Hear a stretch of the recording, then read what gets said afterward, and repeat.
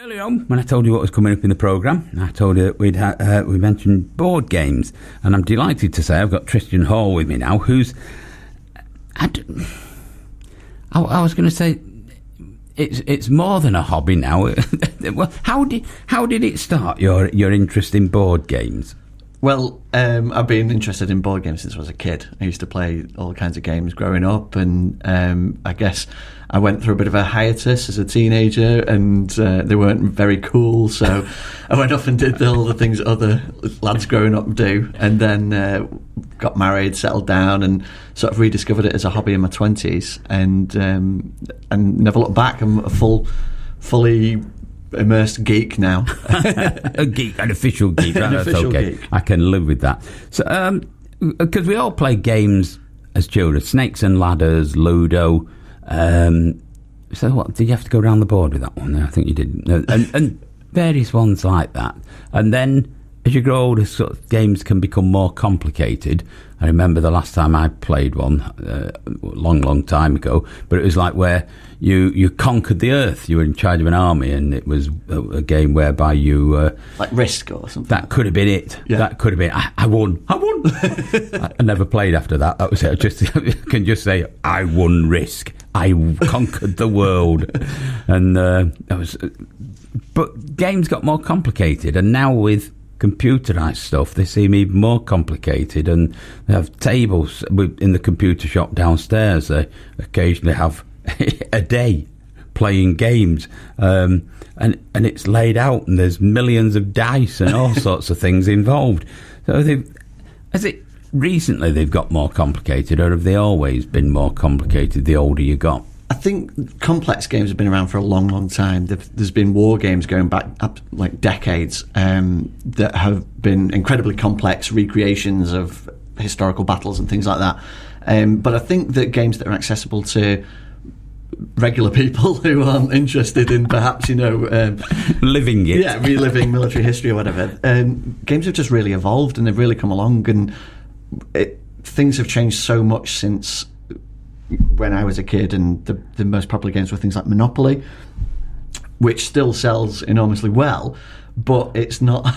I mean, people don't play it as much. But a lot of people don't enjoy it. In our house we call it monotony, just because it's like there's very little that you can do. You roll the dice and you move around. But there's lots of new, interesting and complex games out there at the moment, and it's like a resurgence of gamers are calling it the golden age of gaming, because there's so much choice out there now, right. And you can play games cooperatively as a family against the game, so that you're not necessarily competing against each other and things like that. And there's all kinds of thematic games that tell a story, or just interesting strategic games, but they've evolved hugely since I was a child. Yeah, Tristan, you're beginning to sound a bit geeky. Slightly, ever so slightly there. So the game we're going to talk about in a few moments, to do with the Battle of Hastings, it's not your first game, is it? You've already done one. That's right. What was that? I've designed games over the years, but the first one that got traction was a game called Gloom of Kilforth, which is like a fantasy adventure game. I could see the T-shirt now. With some fantastic drawing. What's that television programme that's on now? Something of Thrones? Game of Thrones. Is it Game of Thrones? All right, okay. That sort of... probably reflecting what's happening out there in society rather than perhaps leading it. Yeah, I mean, Gloom of Kilforth is a sort of fantasy adventure game. It's not as gritty as Game of Thrones. It's not as adult orientated. But yeah, that's my sort of version of Lord of the Rings kind of thing, like a high fantasy adventure game. Yeah. And so I've been developing that for a few years, and a couple of guys that have play tested it suggested that I put it on Kickstarter, which I hadn't heard of before, which is a crowdfunding platform. I'm going to explain all that. Okay, so basically you choose a project, and it can literally be anything. One guy went on Kickstarter saying he wanted a potato salad, and kickstarted it, and because he was quite humorous with the way that he went about it, he ended up raising $16,000 and throwing this huge party in America at this, like, the local town hall, and invited hundreds of people. So you can literally put any idea on Kickstarter you want, and as long as you hit that funding goal, then all of the backers who have backed your campaign have to commit. Yeah, they commit cash with the goods at the end of it, and so that cash gets released to you, and it's on you to go and create that. So that's what I did with my first game, Gloom of Kilforth. We put it on Kickstarter, And I really didn't know what was going to happen. It was all word of mouth. We didn't have like a brand behind us or huge advertising power, but it sort of took off, and I think it struck a chord with a lot of geeks and gamers who like fantasy sort of adventure games and what we were doing. And we had this amazing artist, Anya Kritskowska, who's illustrated all these beautiful images, and it drew enough people in that we funded. We had a goal of £48,000 and we hit £75,000. So once that happened, for me it sort of became real. I mean, I was working a full-time job at the time, and I realised that I'd have to actually go make this game after all. It wasn't, it wasn't just like a sort of an idea anymore. So luckily I had all the rules and everything in place, so it just meant getting the artist to fill in all of the artwork. Now, you mentioned the artist there, because the artwork is absolutely stunning. Yeah. I look at them and I think some of the drawings of faces and that, and you think, that's a real person. That's a real person made up. It's not a drawing, and yet it is absolutely fantastic artwork. Yeah. So that was the Gloom of Kilforth. Have you got the same artist on the Battle of Hastings? Absolutely, yeah. Oh, you might have somehow, yeah. So I mean, that was a huge part of the success, and there was three sort of things that went into it. One was the artwork from Anya Kritskowska. There was the game design, obviously, that I put together, and my wife also, Francesca, composed a musical soundtrack, a score to go with the game. So this isn't sort of essential to play the game, but whilst you're playing, you can put the music on, and it immerses you in this world, in this sort of narrative world, with music piano score that's composed from the themes of the game, like the gloom spreading across the land and stuff. So we sort of made this like three-pronged approach to sort of reel people in and really get them into the world. And we've done the same thing again with the second game, which is 1066, Tears to Many Mothers. Ah, right, okay. So that's, in a way, one of the... I can't say it's a passion of mine, but it's a thing that I think that when we stop and think that 1066 was a huge change. There was basically a change at the top layer of Anglo-Saxon society in this country. Was basically wiped out. Absolutely. Those that went into the Battle of Hastings wealthy and rich, if they weren't killed, they came out and became paupers. Or exiles. So it was a huge change in the country, and I don't think we always appreciate that. I mean, William the Conqueror got the title of Conqueror purely because that's exactly what he did. He conquered the country. He didn't just defeat us in war, sign a peace treaty, take the top job and carry on. He took out the whole top level of society. Absolutely. He was ruthless. I mean, after that, that could be another story in itself. This game is about the battle specifically, but after William took power, his harrying of the north, he was responsible for the murder of 100,000 people, so it was genocide basically. So he has other monikers apart from Conqueror, but I won't say those on the radio. I was going to say, before he became William the Conqueror, he was known as William the get with a B bar anyway, whatever it was, probably not suitable. So right, we'll come back. We'll take a piece of music, and we'll come back and we'll talk about 1066. What was the subtitle? Tears to Many Mothers. Tears to Many Mothers. It certainly was. Tears to many, many mothers. Earlier on, we were mentioning birthdays. We told you it was Van der Man's birthday. It's also Jerry Allison's birthday. He was the drummer in the Crickets, Buddy Holly's backing group. And this is them with Oh Boy. All of my love, all of my kissing, you don't know what you've been missing, oh boy, when you're with me, oh boy, the whole world can see that you were meant for me. All of my life I've been waiting, tonight there'll be no hesitating, oh boy, when you're with me, oh boy, the whole world can see that you were meant for me.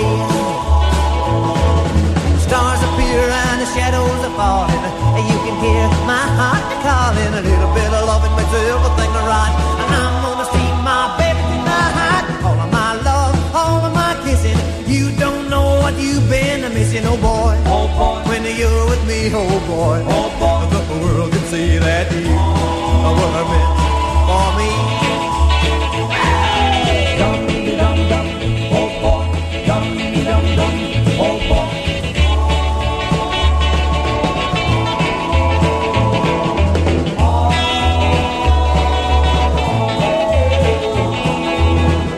my love, all of my kissing.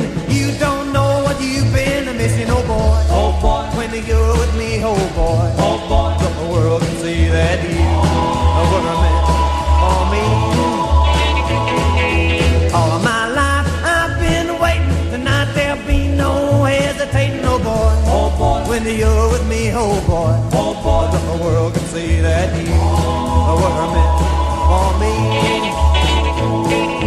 Stars appear and the shadows are falling. You can hear my heart calling. A little bit of loving makes everything right. I'm gonna see my baby tonight. All of my love, all of my kissing. You don't know what you've been missing, oh boy. Oh boy, when you're with me, oh boy. Oh boy, the world can see that you were meant for me. Every time you park your car, before you do this, make sure you've not left anything on display in your car. Sat-navs, mobile phones, even an old jacket are attractive to thieves.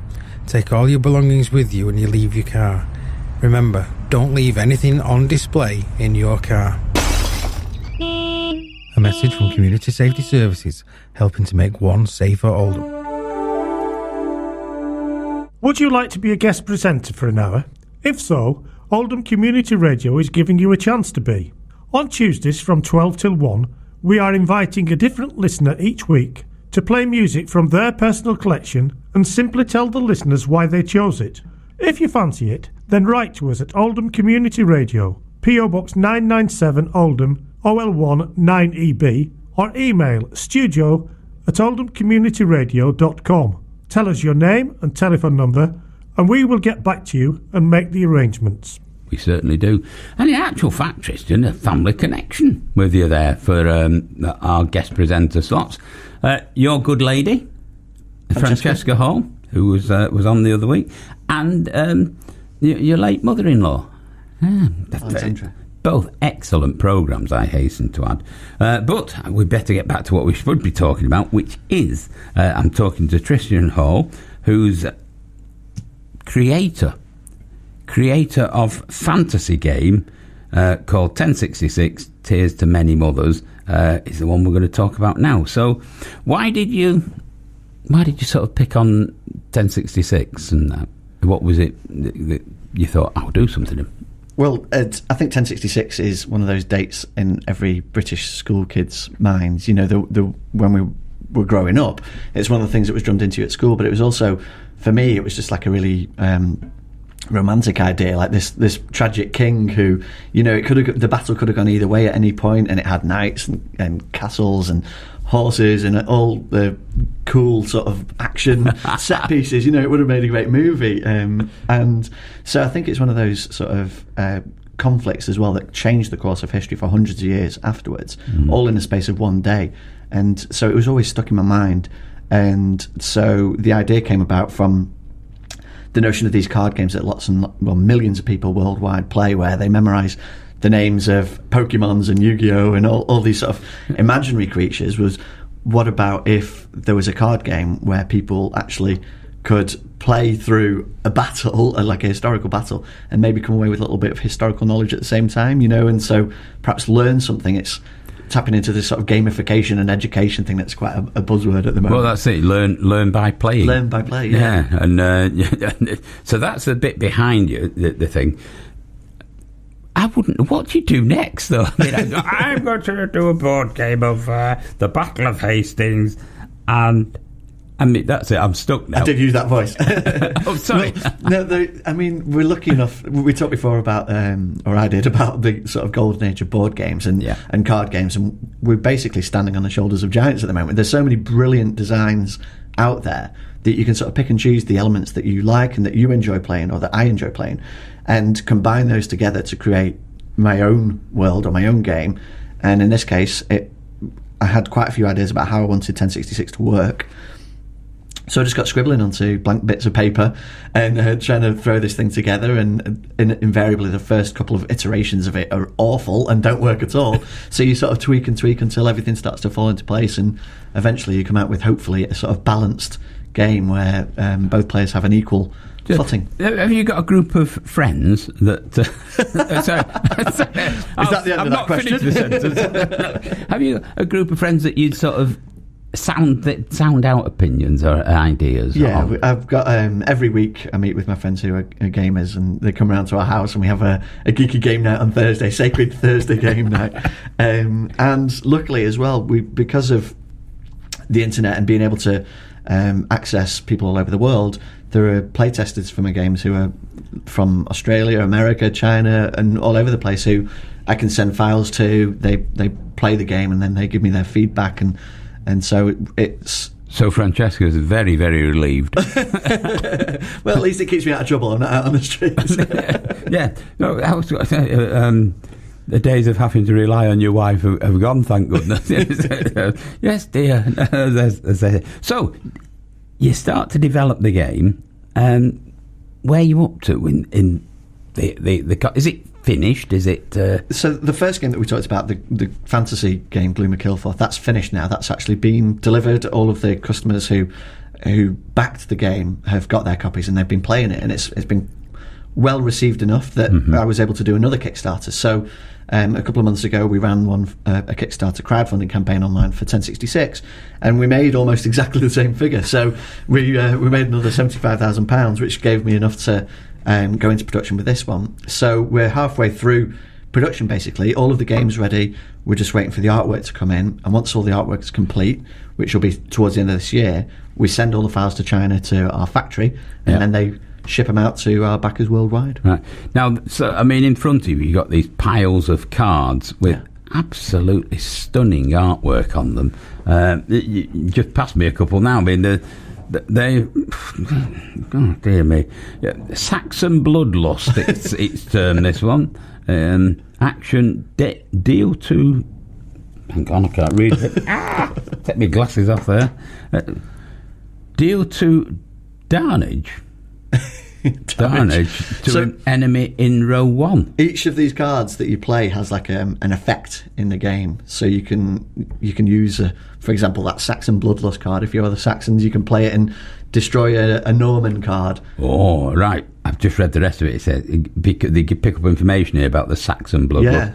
The Saxons fought like possessed berserkers.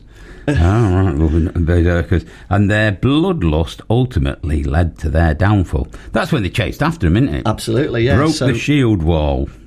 Each of the cards has a little bit of flavour text on it, which isn't related to the game, but it just sort of gives you a little bit of the history. Battle Axemen, right.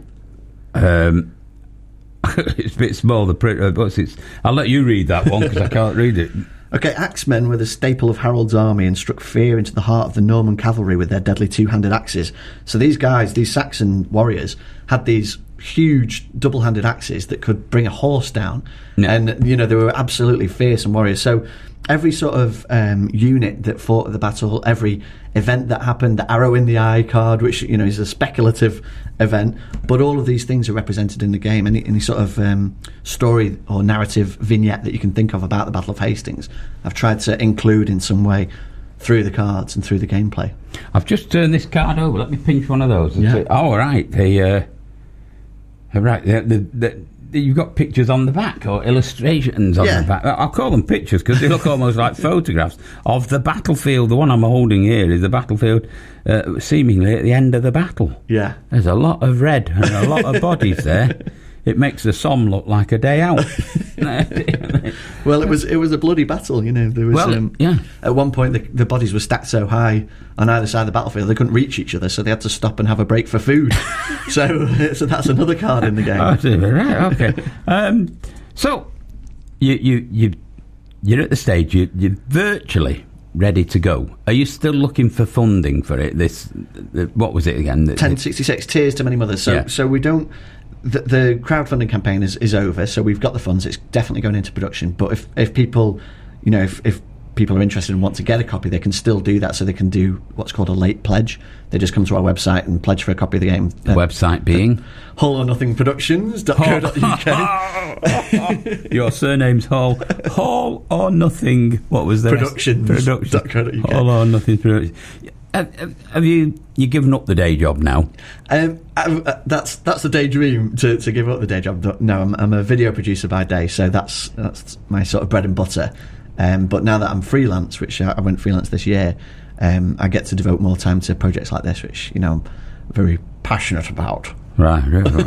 So if you sort of mentioned people pledging money and being able to get a copy of the game, sort of in advance.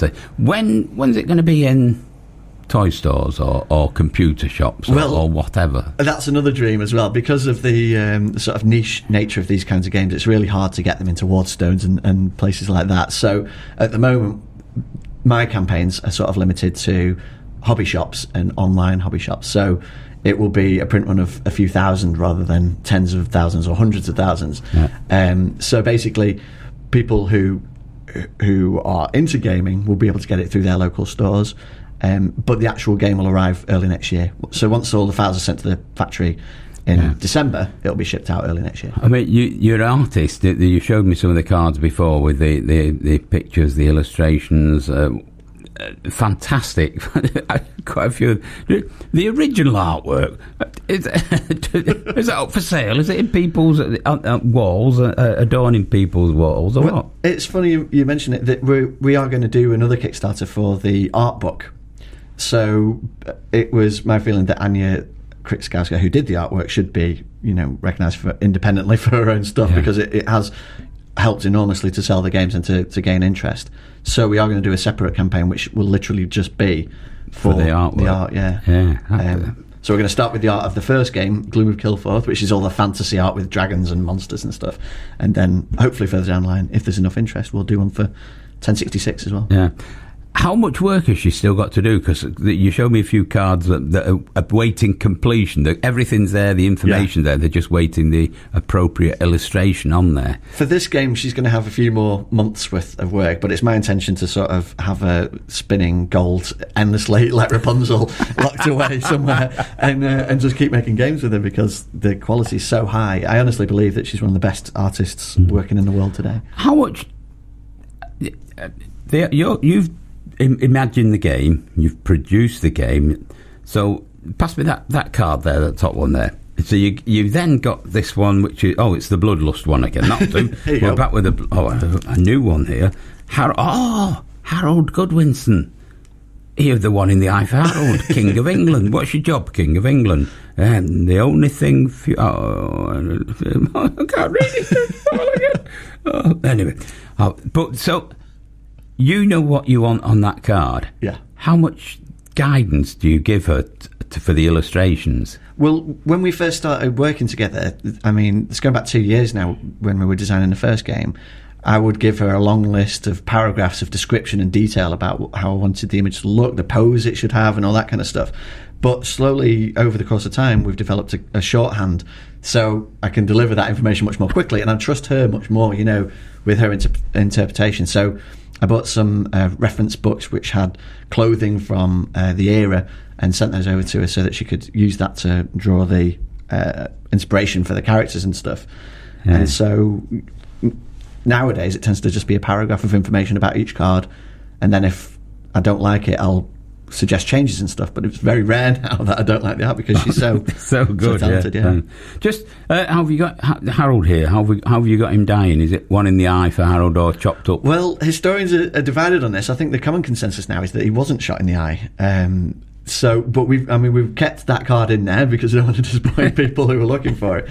But I think it's more commonly believed that the knights who broke through the Saxon boundaries and slaughtered him, unfortunately, with swords, and then did horrible things to his body afterwards. I'm sure I saw something on the television in the last 6 months or so that suggested, in actual fact, there was almost a hit squad. Yeah, that went for him. That's right. That was their job: get through, kill Harold.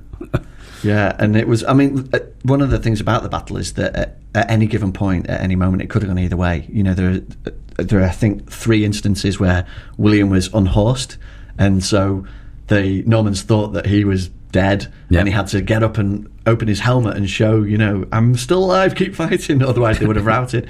But it was so close to the bone, and it was all these series of events leading up to Harold's death that could have. And one of the bits that surprised me as well about the battle was that the Harold. I mean, all he really needed to do was just build up a defensive wall and just trap the Normans in between his army and the sea and starve them out. But he didn't. He went to the battle, and the reason for that was it was like the villages round about were Harold's own villages where he'd grown up, and so he wasn't leaving people that he knew to be at the mercy of the Normans. That's right. If he'd have waited, he could have raised an army that would have wiped the Normans out straight away. But again, the turn of events, he marched down south months before, expecting William to come over, but of course Hardrada arrived with the Vikings in the north. Yep. So he had to march all of his army up north to meet the Vikings and defeat them. And then William arrived in the south, so he had to march them all back down south again. Finish the battle, and right, come on, lads, you've got to get down there. Yeah. I mean, the exhaustion that the army must have felt that having gone north, fought a battle, and then gone south. The one thing that somebody had said to me was that it wasn't necessarily the same army that fought at Hastings that had fought at Stamford Bridge. That's right, because as he marched back down south, the Fjord that he'd raised, like the local militias, had fulfilled their duty, and lots of them just ran off, or had done their bit. Done my bit, I'm off. Exactly. So he actually had to go down south and muster forces in London again. So he raised effectively a new army. It still had his housecarls and his loyal soldiers in it, but the composition of that actual army again could have been completely different. Yeah, amazing. Could I say thank you? I'll tell you what, we'll play a piece of music, and then this is anything else that you want to tell us about it, or any way that people can find out more about it. We'll do that, but we'll do that after One Direction. How did they get it out? One Direction. If it lasts the course. Oh, I just want to take you anywhere that you like. We could go out any day. Like it. Not that much, though. To join our 300 Club Lottery, just complete an application form and return it to us. You can get an application form by downloading one from our website, or leave your name, address and phone number on our answer phone by ringing 0161 682 5599. That's 682 5599, and we'll post one out to you. And now it's time to announce the winner in our 300 Club Lottery for today, Thursday the 31st of August. Our £10 prize winner today goes to ticket holder number 54, and that's John Briley of Bolton. Congratulations, John Briley of Bolton. Ticket holder number 54, you're our £10 prize winner for today, Thursday the 31st of August.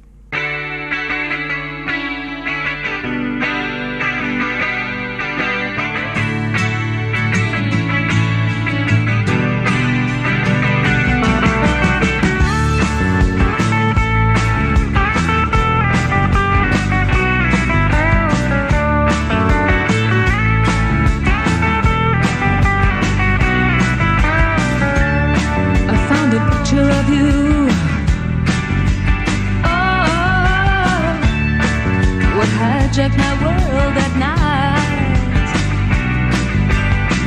to a place in the past we've been cast out of. Now we're back in the fight. We're back on the train.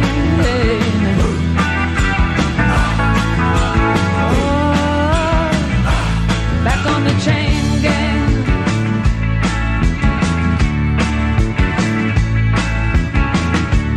Circumstance beyond our control. The phone, TV, and the news of the world got in the house like a pigeon from hell. Through sand in our eyes and descended like flies. Put us back on the train.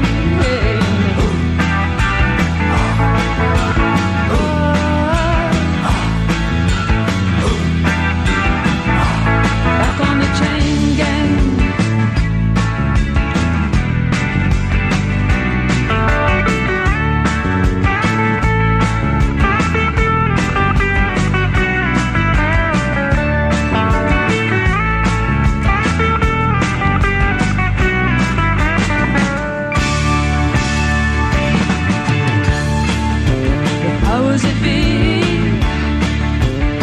us to live like we do. Bring me to my knees when I see what they've done to you.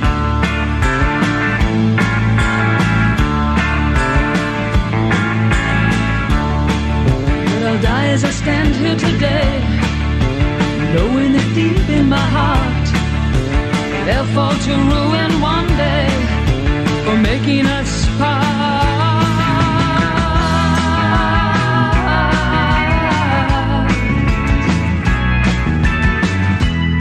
I found a picture of you. Those were the happiest days of my life. Like a break in the battle was your part. In the wretched life of a lonely heart. Now we're back on the train.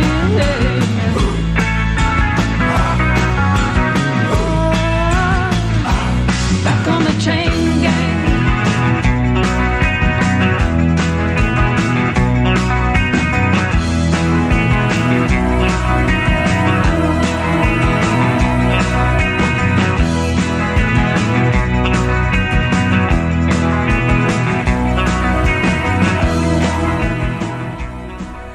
Ah, very nice. The Pretenders there, and Back on the Chain Gang. And I'm delighted to say my guest in the studio this morning is Tristan Hall. From the name of the company, Tristan? Hall or Nothing Productions. Hall or Nothing Productions. That is so corny. It's good. It's so corny, it's good. I like that. Right, so, and we're here talking about 1066, Tears to Many. Tears to Many Mothers, sorry. Now, where did that quote come from? Well, it's attributed to Aylmer of Malmesbury, who was a crazy monk who was writing at the time in the Anglo-Saxon Chronicle. And basically, the Halley's Comet flew over in April of 1066, and it was in its perihelion orbit, which meant it was blazing in the sky. It was about a quarter of the size of the moon. Right. And, of course, these medieval people didn't know what it meant. What it was, and it's signed from God. Exactly, and a lot of them thought that it was. They thought it was the end of the world. Aylmer himself said, "You've come, have you? You've come, you source of tears to many mothers. You evil, I hate you. It is long since I saw you, but I see you now. You are much more terrible, for I see you brandishing the downfall of my country. I hate you." So these people genuinely thought that this star in the sky was going to change the world, and of course, in a way, for the people of medieval England, it did. Yeah, it certainly did. So when I read that, the Tears to Many Mothers, I sort of got a bit goosey and thought, that's a great title. Yeah, it was certainly is. Right, you funded it through Kickstarter.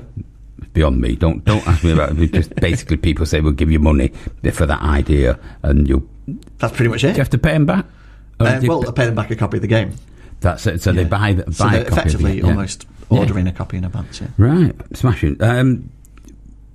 If people want to, think they hear this and they think, I want to see that, I want to have a go at that, or what can they do? Or just have a look at this art that we've been talking about on the radio. That's it. Yeah. They can just Google 1066 Tears to Many Mothers, or they can go on our website, hallornothingproductions.co.uk. We've got a Facebook page, and we're quite active on the internet. It's one of those things as well, if you Google it, there's not many other results with the same quote attribution.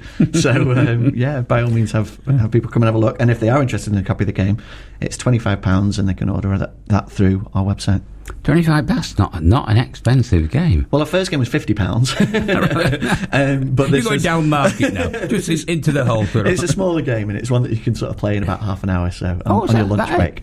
Yeah. Oh, right. Well, I mean, once you're familiar with it, there'll be a learning curve. But me and my friends can play a couple of copies. You said that, talking about that learning curve, and I don't know if you mentioned it earlier on, that it was you wanted people to learn, or children to learn facts that really were facts, rather than fantasy facts like Pokemon or something. Yeah. Well, not rather than, but maybe as well as. Because obviously the first game that I made is complete fantasy, so I'd like them to have both. But I just thought it would be a nice idea if they play an interesting game. It's a 2-player card game, and then afterwards maybe learn a little bit about the history as well. Yeah, smashing. Can I say it's been a pleasure learning about the game and talking to you this morning, Tristan. It's been a pleasure to be here. Thank you for having me on the show. Well, thank you very much. I'm not used to people thanking me for that. So it's that website again. alornothingproductions.co.uk. I can't get over that. All or Nothing Productions. What's the name of the film? It's yeah, there. Right. Great. I wish you all success with that, and I look forward to seeing it in as many homes as Ludo and Snakes and Ladders are. Be right there. So much. Oh, excellent. Who have we got this? Oh, I've got to tell you about the rugby on Sunday.